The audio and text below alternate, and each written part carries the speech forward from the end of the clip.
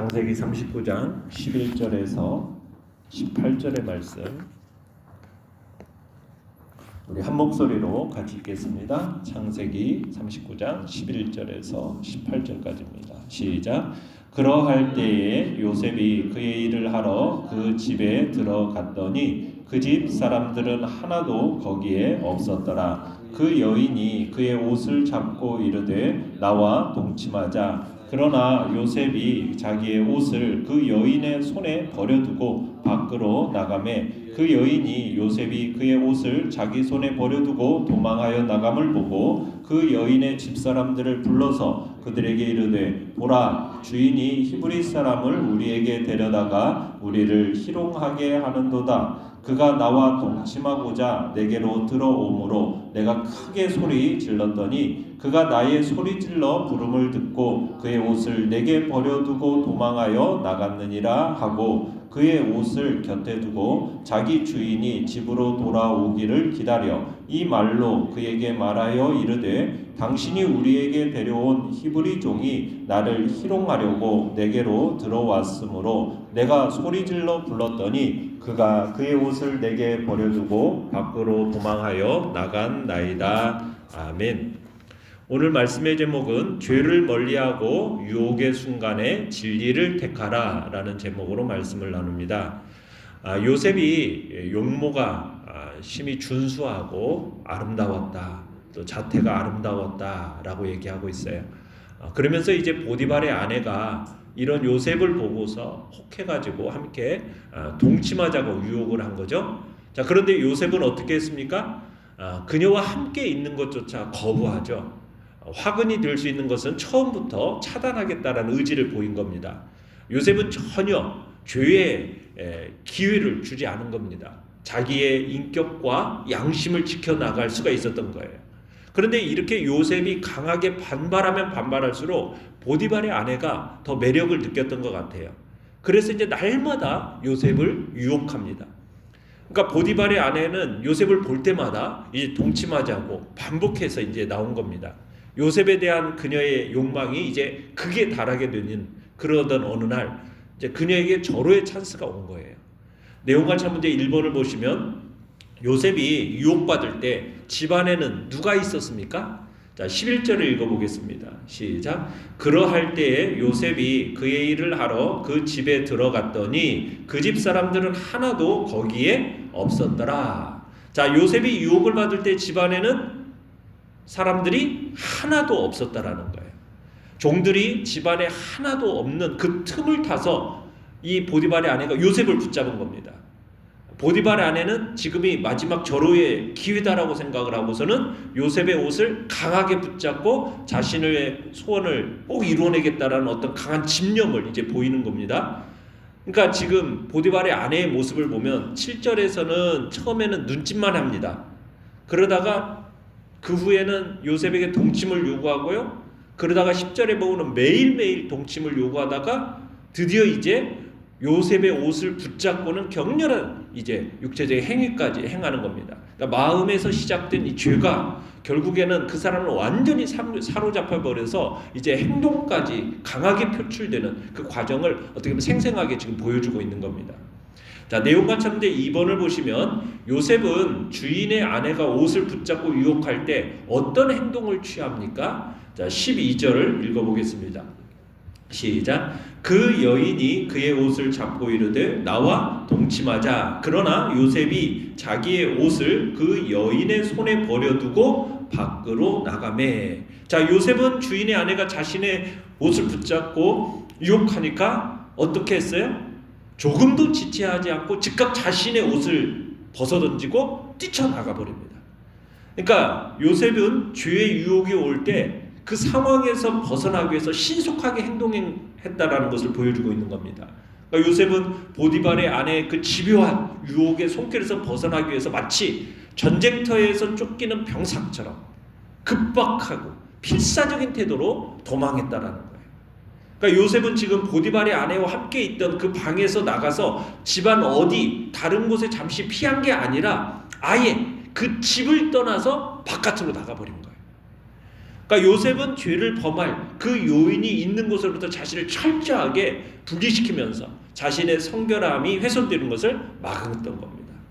자, 그러자 이제 여인이 자존심이 상할 대로 상해버렸습니다. 집안에 아무도 없는 그런 상황 속에서 요셉이 지금 그녀를 피하고 마음을 열지 않았다는 것이 이 여인의 자존심을 상하게 만든 거예요.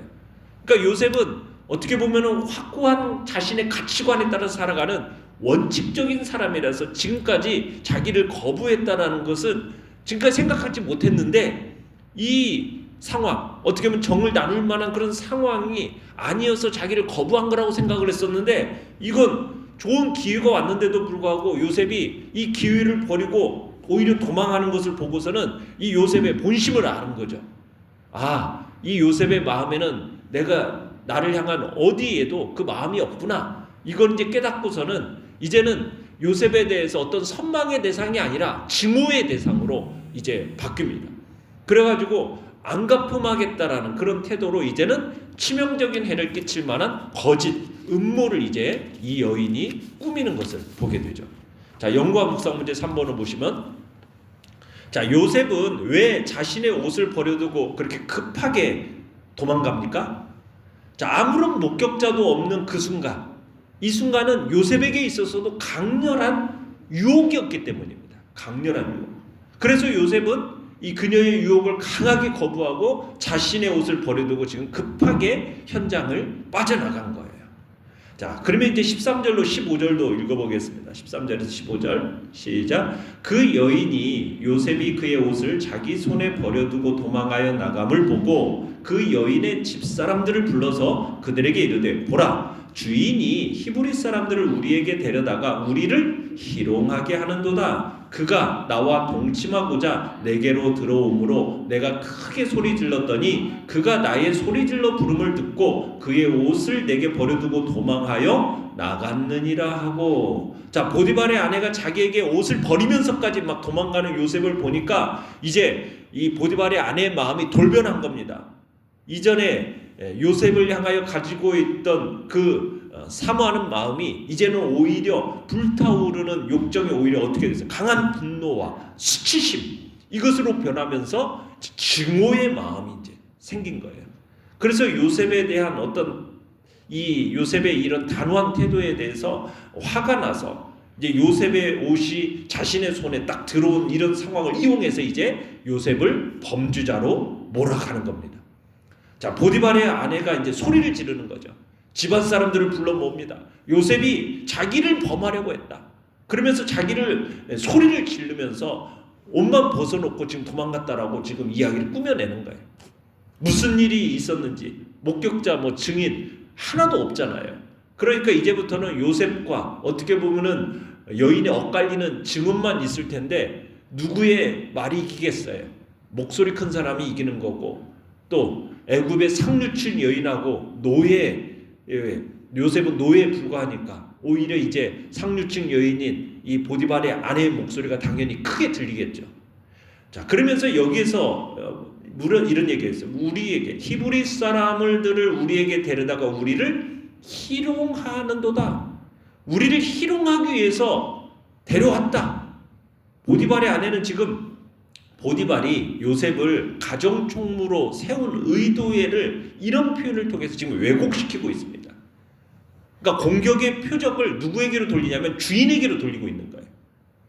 그러면서 주인에 대한 보디발의 아내의 이런 비난이 히브리 요셉에 대한 어떤 파격적인 대우, 히브리 사람 요셉을 어떻게 파격적인 대우로서 가정총무로 삼은 거 아니에요. 그러니까 여기에 대해서 불만과 시기심을 품었던 사람들이, 집안 사람들이 있었을 거 아니겠습니까? 그들의 호응을 얻어내려고 하는 거죠. 그러니까 보디발의 아내가 요셉과 자신 사이에 발생한 문제를 이제는 히브리인 요셉 그리고 보디발의 집안에 거하는 모든 사람, 이런 문제로 확대시켜 나가는 거예요. 자, 그러면서 또 16절로 18절도 읽어보겠습니다. 시작. 그의 옷을 곁에 두고 자기 주인이 집으로 돌아오기를 기다려 이 말로 그에게 말하여 이르되, 당신이 우리에게 데려온 히브리 종이 나를 희롱하려고 내게로 들어왔으므로 내가 소리질러 불렀더니 그가 그의 옷을 내게 버려두고 밖으로 도망하여 나갔나이다. 자, 보디발의 아내는 요셉의 겉옷을 이제 보디발에게 증거물로 제시합니다. 그래서 이제 그 보디발의 아내는 이제 자기가 꾸며낸 이야기를 이제 남편에게, 이제 집에 돌아온 남편에게 막 해주는 거죠. 자기를 겁탈하려고 했다. 그러면서 이 이야기를 하기 전에 이 사건의 책임을 누구에게 돌리느냐? 보디발에게 먼저 돌려요. 당신이 우리에게 데려온, 이 표현을 써요. 다른 사람도 아닌 당신이 데리고 온, 그리고 당신이 신임하고 있는 바로 이 요셉이 문제를 일으켰다. 그러면서 요셉이 행한 이 범죄 원인 제공자는 바로 당신 보디발이다 하면서 보디발이 책임지고 이 문제를 해결해야 한다고 그렇게 주장을 하는 거죠. 그러면서 남편에게 히브리족이 나를 희롱했다 하면서 막 압력을 가하는 겁니다. 그녀는 이제 남편이 반드시 요셉을 벌하도록 상황을 몰아가고 있었던 거예요. 느낀 점 4번입니다. 자, 죄로부터 과감하게 거리를 두며 대가를 감수하더라도 진리를 택한 요셉을 보며 무엇을 느낍니까? 여러분, 총명한 요셉은 여인의 요구를 거절했을 때 이런 어려움이 찾아올 걸 몰랐을까요? 예상했죠.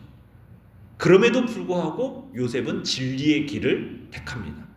그 선택으로 인해서 이제 어려움을 겪게 될 거 뻔히 알아요. 그런데 결국 하나님께서는 요셉을 어떻게 하십니까? 높이시고 그리고 무엇이 가장 지혜로운 길인지를 이제 보여주시는 거예요. 그러니까 죄를 과감하게 거부하고 진리를 택하는 삶, 이 삶이 지혜로운 삶이라는 것을 우리에게 보여주고 느끼게 하는 겁니다. 우리가 하나님의 말씀대로 살다가 억울한 모함을 당하고 때론 핍박을 당하고 고난을 받게 되기도 합니다. 그렇지만 최후의 승리자는 누가 된다는 거예요? 우리가 되고 성도가 되고 믿는 자가 되는 겁니다. 성도의 가치관과 삶의 방식이 세상과 다르기 때문에 성도가 온전한 믿음을 지키려다 보면은 세상으로부터 핍박을 당할 수밖에 없는 것이 현실입니다. 그러나 그런 상황 속에서 우리가 결코 실망하거나 낙심하지 말아야 된다는 거죠. 우리의 고난과 우리의 억울함하시는 하나님께서 우리를 그냥 내버려 두지 않으십니다. 억울하게 모함을 받아서 감옥에 갇힌 요셉, 마침내 하나님께서 그를 들어서 애굽의 총리로 삼으십니다. 핍박받던 기독교인들, 결국에는 마침내 로마 정부에 의해서 기독교가 승인되면서 결국 기독교가 로마를 정복해버립니다.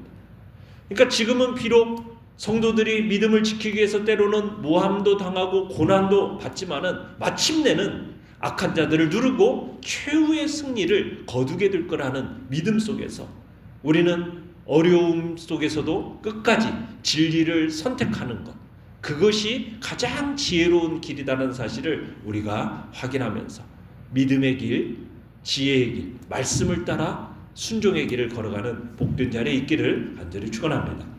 결단과 적용 5번입니다. 내가 죄를 단호하게 끊어내지 못하고 머뭇거리다가 넘어진 적은 언제입니까? 유혹의 때마다 죄로부터 과감하게 멀어지기 위해 무엇을 실천하겠습니까? 우리가 요셉과 같이 죄의 순간이 오면은 단호해야 됩니다. 단호하게 끊어내고 도망쳐야 됩니다. 유혹은 맞서 싸우는 것이 아니라 피하는 겁니다. 유혹이 올 때 우리는 어떤 유혹이 올 때 우리는 피해서 도망치는 거죠. 그것이 지혜로움입니다. 머뭇머뭇거리면 죄에 넘어질 일이 분명하게 발생하는 것입니다. 죄로부터 과감하게 끊어내고 그리고 말씀에 온전히 순종함으로 나아가기 위해서 우리가 그 진리를 선택하는데 두려움 없이 그게 가장 지혜로운 길임을 알고 오늘도 진리를 선택하는데 담대하게 나아가시기를 바랍니다. 오늘의 기도 같이 읽겠습니다. 시작. 유혹의 순간마다 죄를 과감히 끊어내고 진리를 선택하는 담대한 삶을 살게 하소서.